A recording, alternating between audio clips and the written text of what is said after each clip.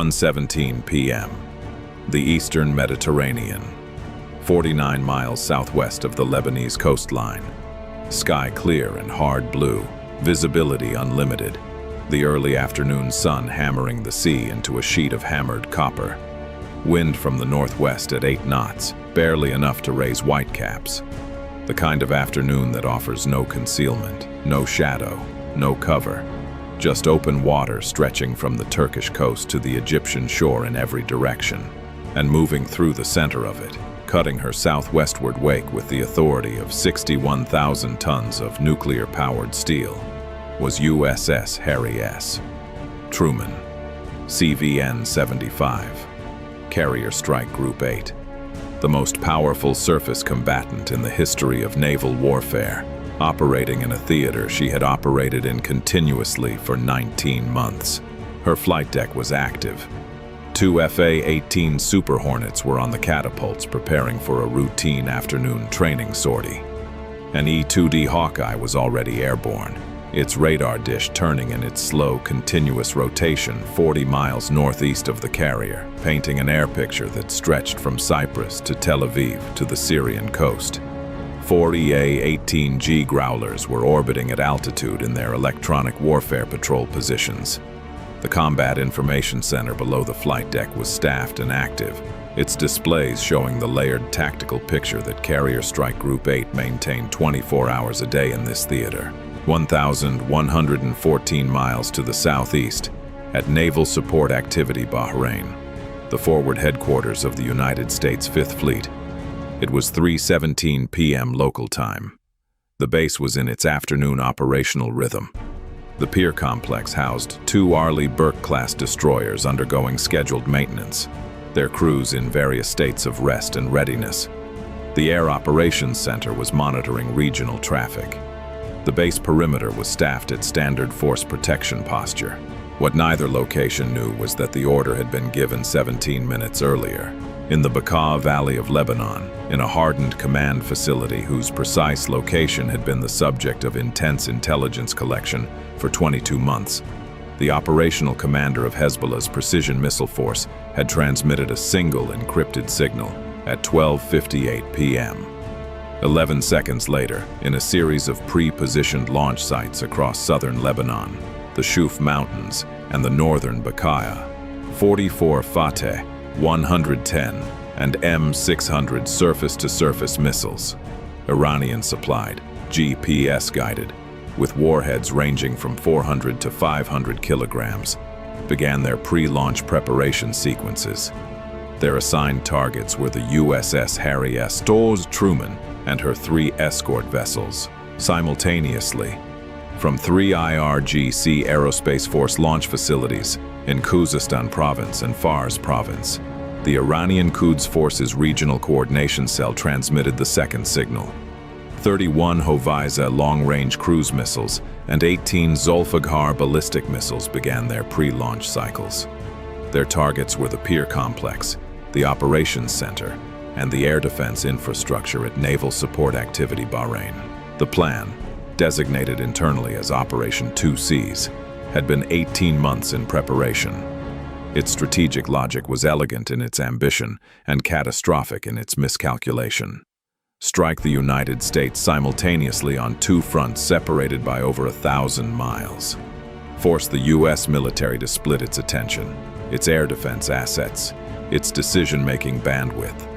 In the resulting confusion and overextension, at least some weapons would reach their targets.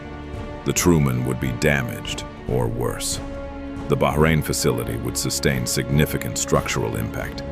The dual strike, the planners in Tehran and in the Bekaa had calculated, would demonstrate that American power projection in the Middle East rested on foundations that could be simultaneously contested across the entire theater.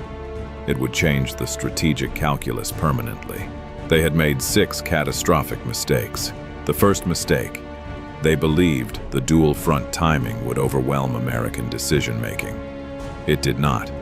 the National Security Agency's collection against both Hezbollah precision missile communications and IRGC Aerospace Force encrypted command traffic had been running at elevated collection tempo for 31 days, following indicators of unusual coordination activity between Tehran and the Bekaa Valley Command structure.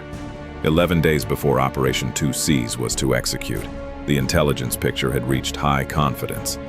The National Command Authority had been briefed.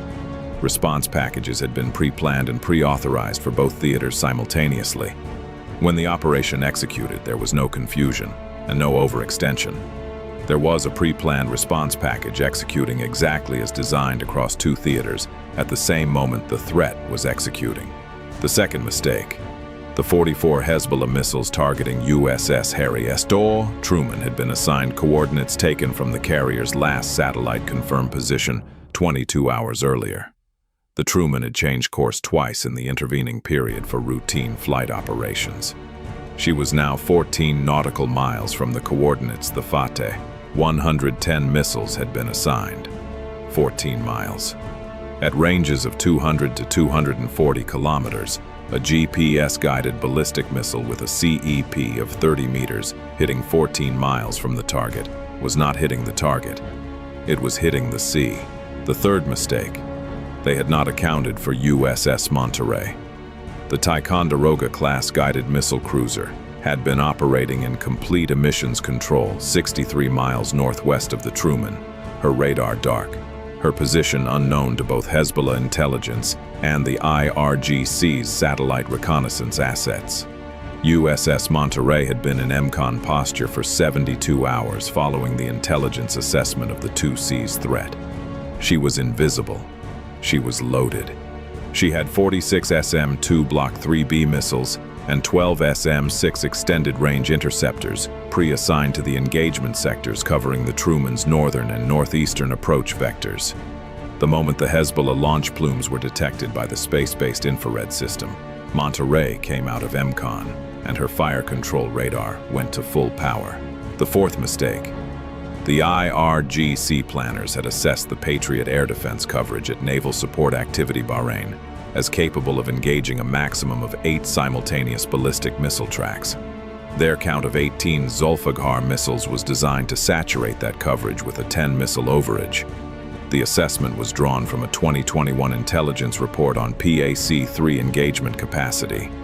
It did not account for the classified installation of a second PAC-3 MSE battery at Al-Muharraq Air Base adjacent to the naval facility, which had been quietly emplaced 4 months earlier following an updated IRGC missile threat assessment. Nor did it account for the SM-6 engagement contribution from USS The Sullivans, which had been repositioned to a holding station in the northern Gulf 18 days earlier and had preloaded engagement solutions against every Zolfaghar launch site in the IRGC Aerospace Force's known order of battle. The fifth mistake. The Hoveza cruise missiles targeting Bahrain had been programmed with a flight route that took them across Kuwait airspace at low altitude to approach the naval facility from the west, a vector the planners had assessed as less defended than the approach from the Iranian coast directly. What that route also did was take the cruise missiles directly through the coverage zone of the Patriot battery at Ali al-Salem Air Base in Kuwait, which had been tracking the incoming Hoveza signatures since their launch. Detected by an MQ-9 Reaper, orbiting at altitude over the northern Gulf that had been on continuous surveillance station for 11 consecutive days. The sixth mistake, the one that made the strategic concept of 2Seas irrelevant before a single weapon reached its target, was the assumption that pre-authorization meant American forces would still require time to organize and execute a response. They did not, because pre-authorization meant the response was already executing before the missiles were in the air. What happened in the next 43 minutes established the most comprehensive two-theater simultaneous intercept and counterforce operation in the history of American naval power. In the Mediterranean, USS Monterey's fire control radar acquired 41 of the 44 Hezbollah missile tracks within 6 seconds of going active at 1:17 p.m. and 33 seconds. Her engagement computer assigned SM-2 firing solutions to the first wave simultaneously, and began firing at 1:17 p.m. and 51 seconds, 18 seconds from radar activation to first missile in the air. The SM-2 Block 3B, traveling at Mach 3.5, arced toward the incoming Fateh, 110 trajectories in a continuous volley. The E-2D Hawkeye northeast of the carrier was already relaying engagement geometry to USS Mitchell and USS Forrest Sherman, the two Arleigh Burke destroyers in the Truman's close escort, to coordinate their contributions to the intercept sequence. The Fateh 110 missiles, flying ballistic trajectories to their assigned coordinates, had been targeted at empty water 14 miles from the Truman. Most of them did not even need to be intercepted. They were going to miss regardless. But USS Monterey intercepted them anyway. All 41 that her radar had acquired. 3 missiles that had been in the radar's detection shadow due to terrain masking at the Lebanon-Syria border were engaged by USS Mitchell's fire control radar when they emerged from the masking geometry. All 3 intercepted. 44 Hezbollah missiles, 44 intercepts. Not one impacted within 9 nautical miles of any U.S. vessel. Not one. The Truman's flight deck resumed normal operations. The 2 FA-18ES that had been on the catapults at the moment of the alert were now airborne, climbing to their assigned strike packages, because the response to the launch was already in execution. At 1:19 p.m., 2 minutes after the Hezbollah missiles left their launchers, the pre-authorized strike package for the Lebanese theater was transmitted to the Truman's air wing. Target list: 18 Hezbollah precision missile launch sites across southern Lebanon and the Bekaa Valley that had been precisely geolocated by the E-2D's radar intercept of the missile boost phase signatures and correlated against existing targeting data, plus the Bekaa Valley Command Facility, the hardened structure whose location had been the subject of 22 months of intelligence collection. 16 FA-18 Super Hornets and 6 F-35C Lightning IIs launched from the Truman between 1:22 p.m. and 1:38 p.m. Each F-35C carried 4 JASSM-ER cruise missiles on internal hardpoints. Each F/A-18 carried 4 AGM-84 Slammer precision standoff weapons and 2 AGM-88E AARGM anti-radiation missiles for SEAD. The EA-18G Growlers that had been on patrol were already jamming the Hezbollah air defense radar network across southern Lebanon, a network that had been mapped in detail and whose jamming parameters had been preloaded into the Growler's ALQ-99 systems. The AARGM missiles hit the Hezbollah radar sites first. 7 radar installations across southern Lebanon, the sensors that provided the precision missile force with target acquisition and battle damage assessment, were rendered inoperable in a 73-second CAD window. Blind, the remaining Hezbollah air defense systems could not generate engagement solutions against the incoming F/A-18 strike packages. The Slammer strikes against the 18 launch sites began at 1:44 p.m. Precision standoff weapons released from beyond visual range, guided by GPS and terminal infrared seeker to their assigned coordinates. 18 launch sites. 72 Slammer impacts across an 18-minute strike window. The sites where Hezbollah had spent months emplacing, concealing, and pre-targeting its precision missile force were systematically rendered inoperable, structure by structure, launcher by launcher. The F-35Cs reached the Bekaa Valley Command Facility at 1:51 p.m. The facility had been constructed with reinforced concrete outer walls and a partially buried command module. It had been designed to resist conventional aerial attack. The 4 JASSM-ERs assigned to it had been targeted in a penetrating sequence that struck the outer wall, the command module roof, the generator building, and the communications antenna array in a 4-second impact pattern. The structural collapse of the command module was confirmed by the overhead RQ-4 Global Hawk drone that had been loitering at altitude above the Bekaa since 7 a.m. The Hezbollah Precision Missile Force's command infrastructure was rendered inoperable at 1:51 p.m. and 44 seconds. In Bahrain, the intercept had been equally total. The 31 Hoveza cruise missiles approaching from the Kuwaiti vector were engaged by the Ali al-Salem Patriot battery, beginning at 3:19 p.m. Bahrain time. 24 intercepted by PAC-3 between the 180 and 90-kilometer boundaries.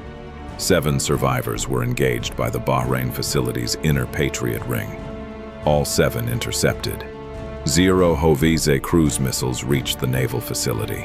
The 18 Zolfaghar ballistic missiles were engaged by USS The Sullivans from her holding position in the northern Gulf. SM-6 interceptors, their extended range of over 130 nautical miles, making the northern Gulf launch position fully viable against Khuzestan province trajectories, achieved 14 intercepts in the upper tier.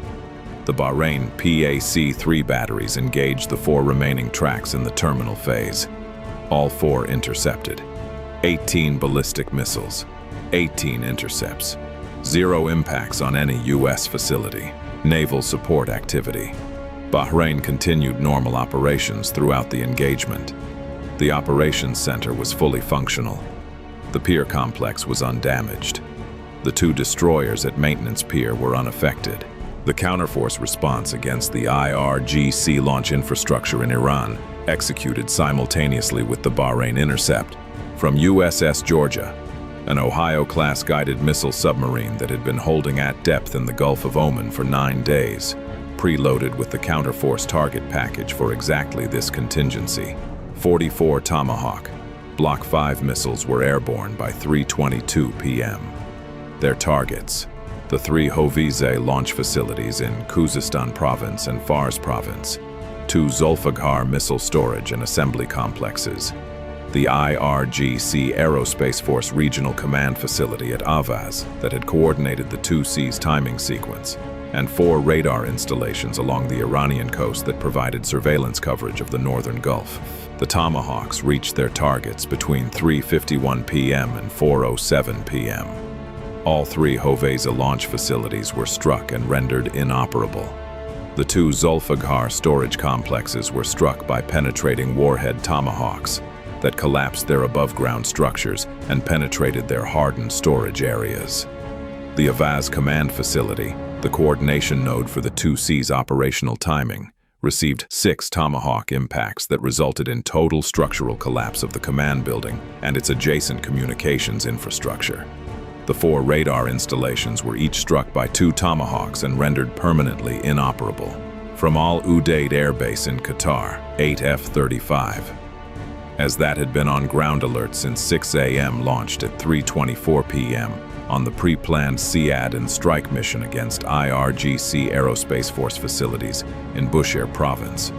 Their targets were 2 additional Hoveza missile storage facilities that had been identified in the targeting package but had been assessed as secondary, not involved in the 2C's launch but representing significant future threat capability.